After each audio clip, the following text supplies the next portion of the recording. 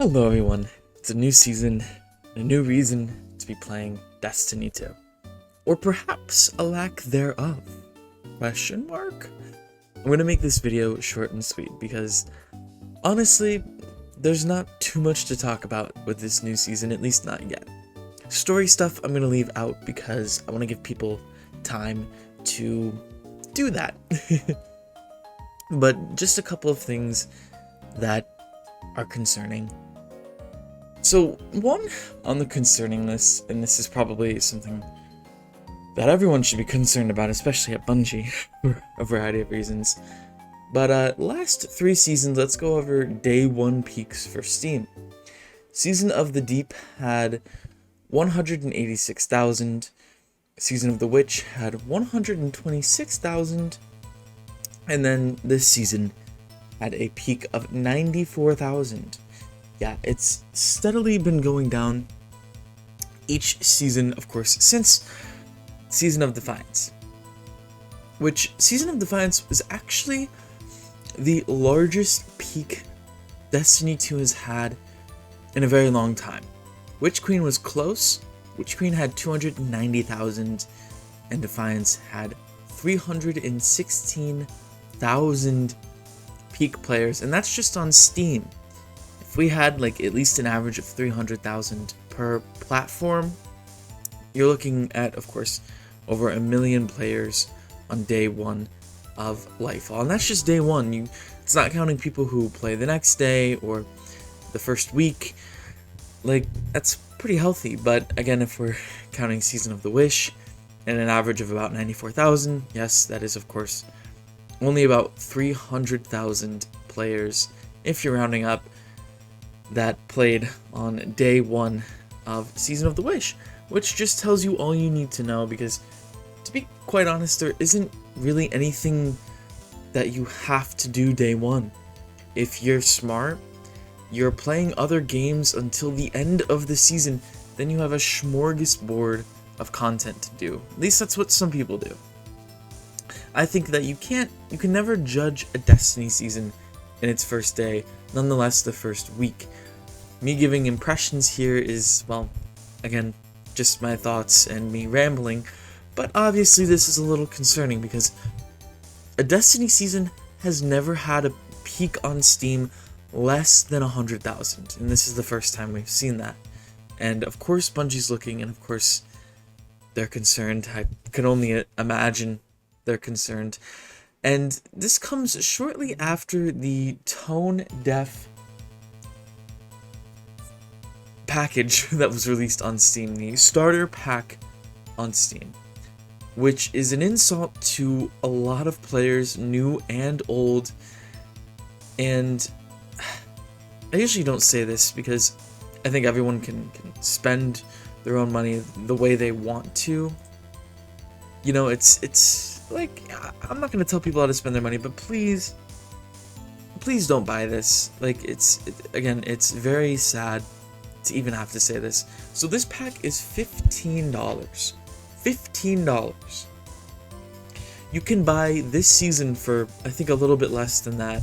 You might have to buy that depending on the silver stuff. I think you can buy 12,000 or 1,200 silver now, so whatever. But you get 3 exotic weapons, including Traveler's Chosen, Ruinous Effigy, and Sleeper Simulant. You also get an exotic ship, Sparrow and Ghost Shell, 125,000 Glimmer, which is silly, 50 enhancement cores, 5 enhancement prisms, and 1 Ascendant Shard.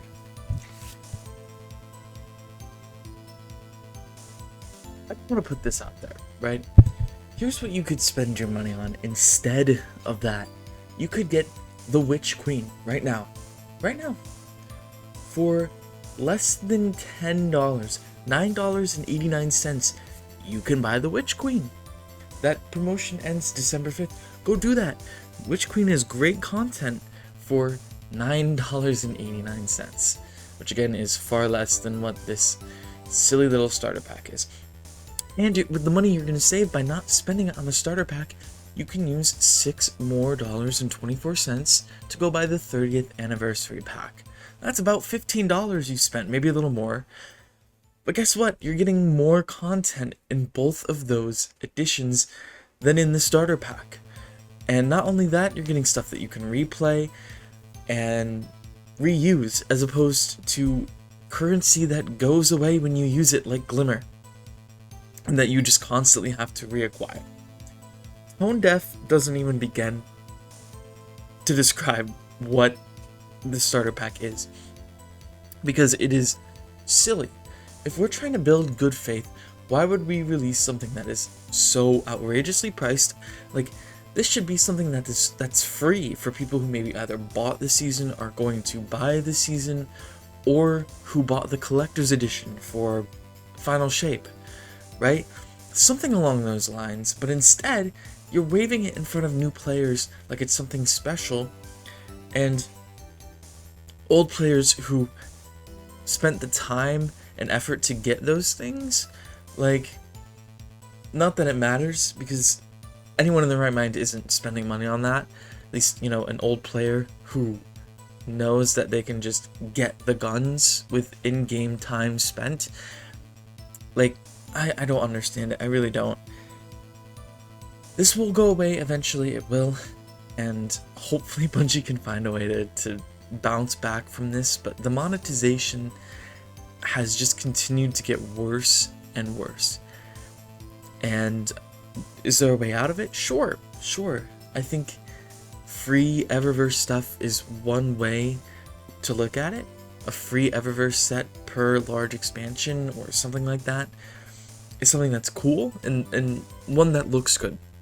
Not the Eververse set that no one likes, or they bring back an old set at a discounted price. Like, no, free. I'm trying my best not to spend money this season. That Thorn Ornament really tested my resolve, and I might still buy it, but the point is that most of the stuff that you can buy cosmetically, sure, it might be worth it, but overall, it's just greed, and it's so disgusting at this point. Back to Season of the Wish, right? I think there's some promise with these activities, and I'm excited to see more of it unravel. Again, there's not much I can truly say about the full season because the drip feed is in full effect, and with essentially 200 days, if we're rounding up. I know I'm rounding a lot in this video, but we have a long time until Final Shape. I know the Into the Light thing is supposed to come out, I think in April, they said, right? So, you know, we don't have too long before that, but still, it's almost December. We're talking about a content drop in April. Yeah, that's crazy. So yes, I do think the drip feed will be in full effect this season, and it's so unfortunate because drip feed is exactly what we don't want anymore. We're sick of it. I'm interested to see if this exotic quest will drop week 2 as opposed to week 10, because that would be a win.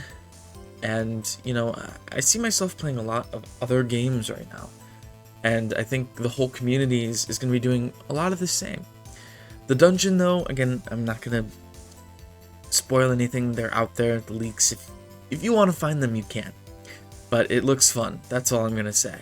Very intriguing from a lore perspective. Anyways, let me know what your guys' impressions are so far on Season of the Wish, and comment your favorite season this year, I guess. So far, Season of the Wish isn't over, but Season of the Deep definitely for me was my favorite so far, and we'll have to see if Season of the Wish even comes close to challenging that. Anyways, subscribe if you want to see more content, and I'll talk to you guys later.